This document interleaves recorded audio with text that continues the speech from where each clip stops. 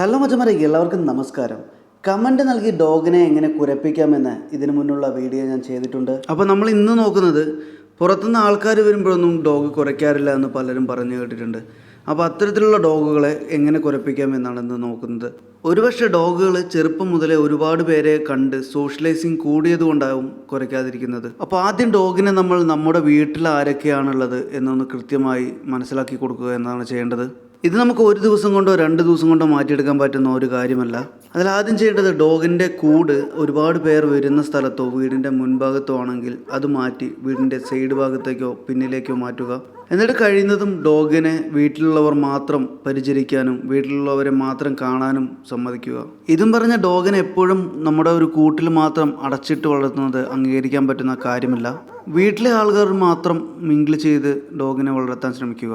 ഇങ്ങനെ ഏകദേശം 1 മാസമൊക്കെ കൂടുതൽ വളർത്തിക്കഴിഞ്ഞാൽ പിന്നെ ഡോഗ് പുറത്തുനിന്ന് ആൾക്കാർ വരുമ്പോൾ കണ്ടു കഴിഞ്ഞാൽ അത് വീട്ടിലത്തെ ആളല്ല എന്ന് മനസ്സിലാക്കി അതിനെ പ്രതികരിക്കാൻ തുടങ്ങും.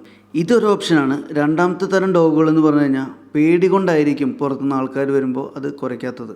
അത്തരത്തിലുള്ള ഡോഗുകൾക്കാണ് പ്രധാനമായും നമ്മൾ ട്രെയിനിങ് ചെയ്യേണ്ടത്. ഈ ഒരു ട്രെയിനിങ്ങിന് 2 പേരാണ് വേണ്ടത്. ഒരാൾ ഡോഗിൻ്റെ ഓണറും പിന്നെ വേറൊരാളും. ഡോഗിൻ്റെ ഓണർ ഡോഗിനെയും പിടിച്ച് വീടിൻ്റെ മുന്നിൽ നിൽക്കുക.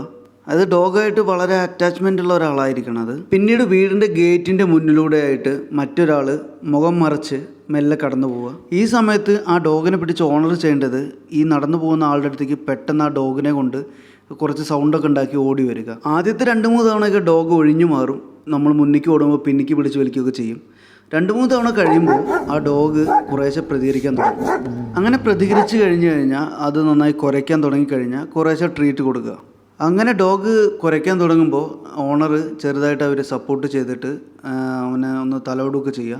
അപ്പോൾ ആ ഡോഗിന് മനസ്സിലാവും, യെസ്, എനിക്ക് സപ്പോർട്ട് ചെയ്യാൻ ആളുണ്ട്, അതുകൊണ്ട് പേടിക്കേണ്ട ആവശ്യമില്ല എന്ന് ഡോഗിന് മനസ്സിലാവും. പിന്നീട് റോഡ് സൈഡിൽ പോകുന്ന ആൾ മെല്ലെ ഗേറ്റ് തുറന്നിട്ട് മുഖം മറച്ചിട്ട് തന്നെ മെല്ലെ നിങ്ങളുടെ അടുത്തേക്ക് വരുന്ന പോലെ കാണിക്കുക. അങ്ങനെ അടുത്തേക്ക് വരുമ്പോൾ ഡോഗ് നന്നായിട്ട് കുരച്ചുകൊണ്ടിരിക്കുകയാണെങ്കിൽ നിങ്ങളൊന്ന് നിന്ന് പിന്നിലേക്ക് പോവുക. പിന്നിലേക്ക് പോയിട്ട് റോഡിൽ കൂടെ അങ്ങ് പോയേക്കണം. പിന്നീട് ആ ഡോഗിൻ്റെ അടുത്തേക്ക് വരരുത്. കാരണം അപ്പോൾ ഡോഗ് ചിന്തിക്കുക എന്താണെന്ന് വെച്ചാൽ ഡോഗ് കുറച്ച് അതിനെ ഓടിച്ചു, അതായത് ഡോഗിന് കുറച്ചും കൂടി ഒരു ധൈര്യം കൂടുതൽ കിട്ടും. ഇങ്ങനെ ഡോഗ് കുറയ്ക്കുന്ന സമയത്തെല്ലാം അവന് കുറേശ്ശെ ട്രീറ്റ് കൊടുത്ത് അവൻ്റെ തലയൊക്കെ ഒഴിഞ്ഞ് അവനൊന്ന് മസാജ് ചെയ്ത് കൊടുക്കുക. ഇതൊന്നും ഞാൻ ഒരുത്തിലും പോയി ട്രെയിൻ ചെയ്ത് പഠിച്ച കാര്യങ്ങളല്ല. ഇത് എൻ്റെ വീട്ടിലുള്ള ഡോഗിനെ കൊണ്ട് ഞാൻ ചെയ്യിച്ച കാര്യങ്ങളാണ്. ഈ ഒരു കാര്യം നിങ്ങൾ ഡോഗിനൊന്ന് പരീക്ഷിച്ച് നോക്കുക. ഡോഗിന് നന്നായിട്ട് ധൈര്യം വരുന്നുണ്ട്, നല്ല മാറ്റം ഉണ്ടെങ്കിൽ കമൻറ്റ് ചെയ്യാൻ മറക്കരുത്.